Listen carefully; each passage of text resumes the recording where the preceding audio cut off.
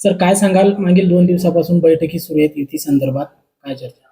आणि काल बैठक झाली होती. त्या बैठकीत भारतीय जनता पार्टीचे ज्येष्ठ नेते सन्मान्य दानवेसाहेब, सन्मान्य आमदार लोणीकरजी, शिवसेनाचे नेते सन्मान्य खोतकरजी आणि मी स्वतः आम्ही बसून काही गोष्टीवर चर्चा झाली आणि एक फॉर्मॅट तयार केला आणि ते फॉर्मॅट त्याने त्यांची पार्टीकडे पाठवलं, आम्ही आमची पार्टीकडे पाठवलं. ते फॉर्मॅट अनुसार जर पार्टीने आदेश दिला तर आम्ही युती करून लढणार. कसं जागा ठरल्या तुमच्या? आता जाऊ दे, ते तुमच्या चॅनलवर बोलत नाही मी.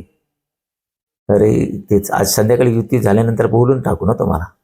7 वाजता होणार आहे आमची आणि रात्री 8-8:30 तुम्हाला माहीत पडेल.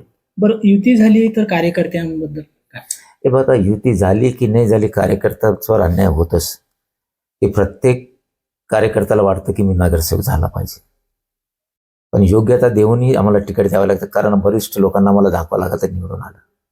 माझ्यासोबत 24 तास आले आणि तो नगरसेवक होऊ शकत नाही असला जर मी तिकीट दिलं तर माझ्या करिअरवर परिणाम होईल. म्हणून मेरिट असेल त्यालाच तिकीट भेटणार आहे. बरं, आज ही शेवटची बैठक असणार का युती संदर्भात? हो, शेवटी म्हणजे शिक्कामोर्तब होणार आज फायनल होणार. शिक्कामोर्तब होणार. महापौर कोणाचा? नाही, महापौरचं असं ठरलंय की जास्तीत जास्त येईल त्याचा महापौर, म्हणजे युतीमध्ये. नाहीतर युती सोडून कोणी अपक्ष आणला आणि सांगितलं हे नगरसेवक माझ्यासोबत आमचा महापौर, तसा नाही. युतीमध्ये युतीमध्ये जे 65 आम्ही लढणार आहे आणि त्या 65मध्ये सिम्बॉलवर जे लढणार आहे, कमळाच्या फुलवर आणि धनुष्यबाणवर, ते जर कमळ जास्त आला ते आमच्याकडे यायचं, जर त्यांचे जास्त आले आम्ही त्यांच्याकडे जाणार. अशी पद्धती अशी एक आम्ही ठरविलेलं आहे. आणि याबद्दल आम्ही जर कमलने 10 इकडून आणले किंवा सेनाने तिकडून 10 आणले तर तसं आम्ही महापौरचं लढणार. आम्ही हे युती झाल्यानंतर सन्मान्य मुख्यमंत्री आणि उपमुख्यमंत्री शिंदेसाहेब बसणार आहे. याबद्दल एक बैठक अब्दुल सत्तार जे माझे मित्र माजी मंत्री आहे त्याने हा फॉर्म्युला त्यांनीच काढला आणि मी म्हणलो की साहेब दगाबाजी उद्या नको. जर आम्ही निवडून आले तर आम्हाला दगाबाजी नको, किंवा तुम्ही निवडून आले तर आम्ही दगा करणार.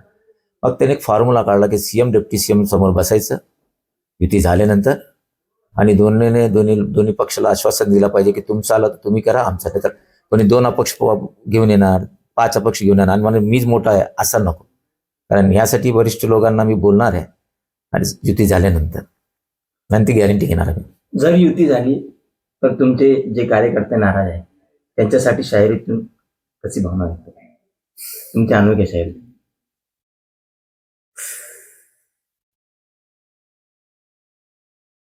आता हे कार्यकर्त्यांची नाराजीवर शायरी करण्यामध्ये माझा एक मित्र माझ्याकडे बघतो.